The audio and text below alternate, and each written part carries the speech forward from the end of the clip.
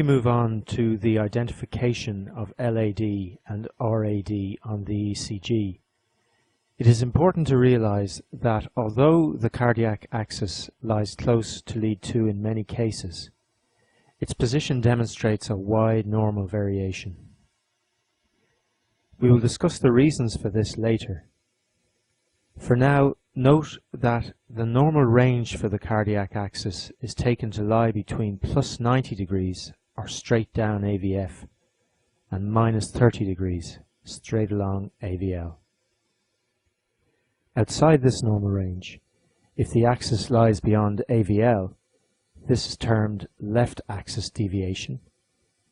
If the axis lies beyond AVF, this is termed right axis deviation.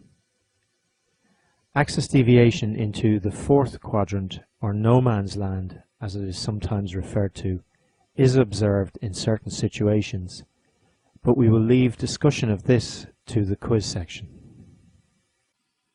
So, to deal with LAD first, how do we recognize left axis deviation?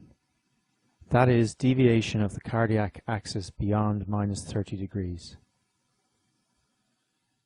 Well, if we start by considering an axis of plus 60 degrees, you will remember that this situation is characterized by strongly positive QRS complexes in leads 1, 2, and 3. As the axis moves towards the left, towards and then beyond 90 degrees off lead 3, this lead will begin to develop an S-wave. As the axis continues to move further towards the left, but still within the normal range, even lead 2 will eventually start to develop a significant S-wave, and the S-wave in lead 3 will become progressively deeper. In contrast, as the axis is moving closer to the direction of lead 1, this lead retains a strong R wave. Crucially, note that at the limit of normality on the left, the axis is travelling straight down AVL. AVL lies at 90 degrees relative to lead 2. This means that when the axis lies at the limit of normality on the left, lead 2 is isoelectric. The R wave and S wave in this lead are equal in magnitude. Once the axis moves beyond AVL into abnormal territory, the QRS complex in lead 2 becomes overall negative, with an S wave larger than the R wave. This pattern of a strongly negative QRS complex in lead 3, combined with an overall negative QRS in lead 2 and a positive lead 1, is instantly recognizable as left axis deviation.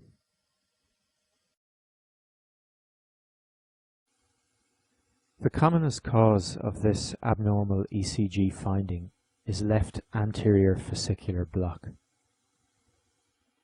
In physical terms, the deep terminal S waves observed in this situation in the inferior leads result from the retrograde depolarization of the lateral and anterior left ventricular wall.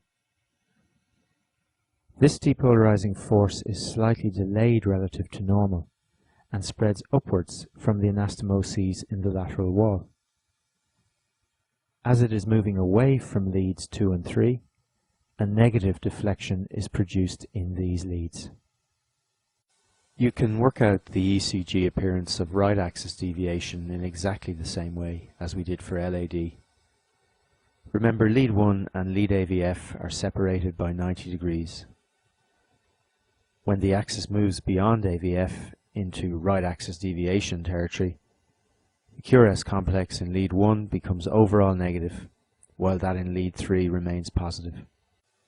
Left posterior fascicular block is less common than damage to the anterior fascicle.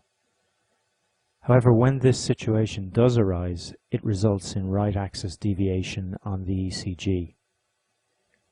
The late deep S wave in lead 1 reflects the delayed retrograde spread of depolarization away from this lead in the inferior wall. As this depolarizing voltage is moving towards lead 3, this lead retains a strong OR wave. You may have noticed that, although still within the normal range, the QRS complexes in both LAD and RAD are somewhat widened compared to our starting readouts with the axis at 60 degrees. Keep in mind that damage to the distal branches of the left bundle branch, the commonest cause of axis deviation, results in a slight delay in depolarization of the affected region of myocardium. For this reason, in axis deviation, the QRS duration tends to be in the upper limit of the normal range, between 0.1 and 0.12 seconds. And positive and negative components of the QRS complex in the individual leads separate to some degree. It is well worth being familiar with the QRS patterns of left and right axis deviation in the standard limb leads. You may simply memorize these patterns. Alternatively, as outlined in video 2 of this section, you can analyze the morphology of the frontal leads and determine the axis from first principles.